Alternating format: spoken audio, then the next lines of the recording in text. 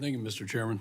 And I thank the witnesses for being here. There's a company in Midland, Texas called AST Space Mobile, and they've testified before this committee before and doing some amazing work. I've followed their progress closely, visited a couple of times. And this week we had a bill, the Mystic Alert Act, that passed the House, incorporating space-based direct-to-device capability into the wireless emergency alert system. And space-based broadband is exactly the type of American innovation that I think we expect and that Republicans in the Trump administration are working hard to accelerate.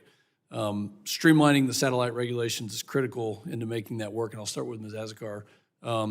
How will the SAT Streamlining Act directly impact companies like AST SpaceMobile, and how will the implementation of laws such as the Mystic Alerts Act be affected if we don't fix the licensing process underlying them? Thank you for the question, Congressman. I just want to start with just ensuring you understand that Iridium has been part of the natural disaster response since Hurricane Katrina. So while it's discussed extensively today as a direct-to-device solution, we've been doing this now for decades. And in the instance of the Texas flooding, for instance, we were used not just for critical communications during the restoration, but also drones utilize Iridium for seeing what has happened and also for search and rescue. So there are a variety of different use cases in natural disasters. The streamlining of licensing will enable more providers to provide a variety of different services to end users in the event of a natural disaster because, as Tom has indicated, satellite service by its nature is resilient and redundant in a natural disaster scenario. Thank you. And I'll just kind of go one step further, on the deemed grant provision. If the FCC misses a deadline, then the license is automatically approved upon the applicant's written notice. But after the floods where we lost communications, I'm kind of looking at the agencies missing deadlines and how that technology could have saved lives. So can you explain how the provisions necessary to give these shot clocks real teeth and what that effect would have just overall on safety? Yeah, shot clocks are an important part of satellite streamlining, but they're not without potential consequence. So while it's beneficial to the U.S. space economy for licensing to occur quickly, it also needs to be deliberative and to resolve all concerns so that the licensee that receives the license and existing licensees have regulatory certainty to rely upon that to innovate the way that Iridium has been able to do for the last 25 years. Thank you very much.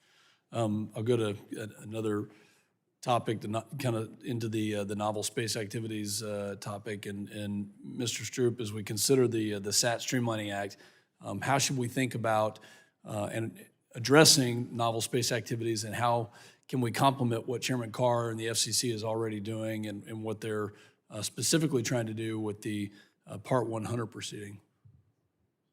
Yes, thank you for the question.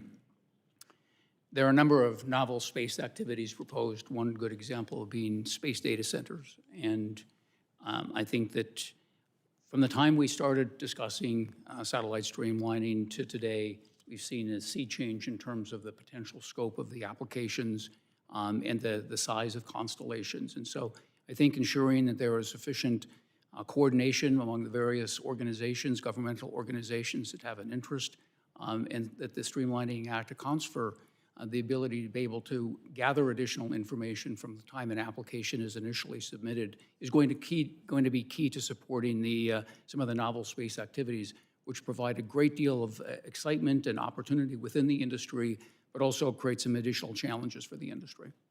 Any specific challenges that we should be aware of or thinking about? Yeah, certainly just the sheer scope and size of some of the constellations that are proposed.